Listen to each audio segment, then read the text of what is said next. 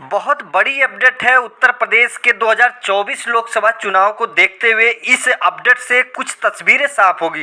एक तरफ अखिलेश यादव को न्योता मिला कर्नाटक में जाने के लिए, तैयार थे अखिलेश यादव। खबरें हैं कि तैयार थे, कर्नाटक पहुंचने वाले थे, लेकिन उससे पहले ही कर्नाटक तैयारी से पहले ही अखिलेश यादव के घर में उनकी जो ताई थी उनका निधन हो गया और घर में रहना जरूरी। पूर्व सांसद तेज प्रताप यादव की दादी थी, उनका निधन होने के कारण अखिलेश यादव न तो गोरखपुर पहुंच पाए और ना ही कर्नाटक शपथ ग्रहण समारोह में। ये चीजें तो क्लियर होती है, ये तो सब मान जाएंगे, लेकिन सबसे बड़ा दिक्कत की बात यह है कि बहन कुमारी मायावती जी जो है कि कांग्रेस शपथ ग्रहण समारोह में न्योता नहीं कांग्रेस ने दिया, और साथ में जब कांग्रेस ने मुख्यमंत्री शपथ की घोषणा हो गई तो उसके बाद कटाक्ष करना शुरू कर दिया बहन कुमारी जी ने।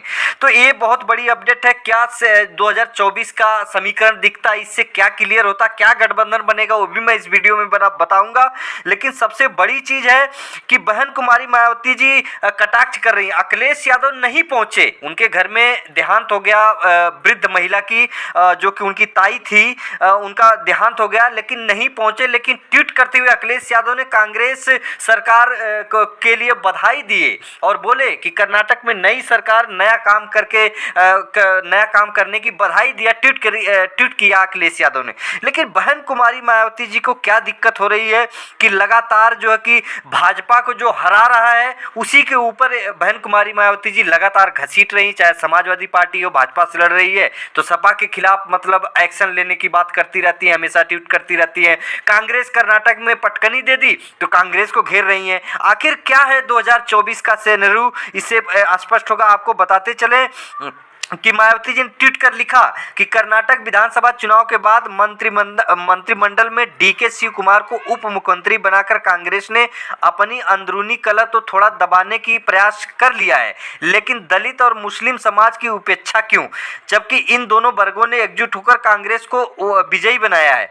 दूसरे ट्वीट में बहन कुमारी मायावती जी लिखते हैं कि एक दूसरे ट्वीट में उन्होंने लिखा कि कांग्रेस की ओर से कर्नाटक में सीएम पद के लिए दलित समाज की उठी दावेदारी को पूरी तरह से अनदेखी करने के बाद अब किसी भी दलित और मुस्लिम को डिप्टी सीएम नहीं बनाना, यह उनकी जातिवादी मानसिकता को दर्शाता है। अर्थात यह वर्ग केवल अपने खराब दिनों में याद आते हैं। ये लोग सतर्क रहें। आखिर क्या है जो भारतीय जनता पार्टी से अब 2024 का समीकरण, इससे मैं स्पष्ट कर दूं कि बहन कुमारी मायावती जी जो बीजेपी से टकरा रहा है, जो बीजेपी से लड़ रहा है मजबूती से, या बीजेपी को हरा रहा है कांग्रेस की तरह कर्नाटक में, उनको वो पार्टी बहन कुमारी मायावती जी के लिए दिक्कत है।